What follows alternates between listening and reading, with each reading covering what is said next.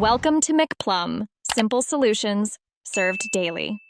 You start by creating or locating the special repository named exactly like your GitHub username.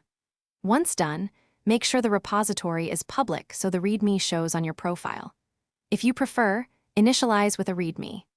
MD in the web UI or create the file locally and push it. This first step establishes the file that will render on your profile and lets you iterate visually as you proceed. You now edit the README using Markdown to structure content. Headings, lists, links, and images convey information clearly. Once you decide, edit directly in the GitHub web editor for quick tweaks or clone locally, create a branch, and edit with your preferred editor. Make sure to preview changes. The web UI and many editors show rendered Markdown so you can adjust spacing and images. When satisfied, commit with a clear message. You finish by pushing or merging your edits into the main branch. GitHub will render the README on your profile automatically. If changes don't appear immediately, clear your browser cache or wait a minute, since propagation can lag.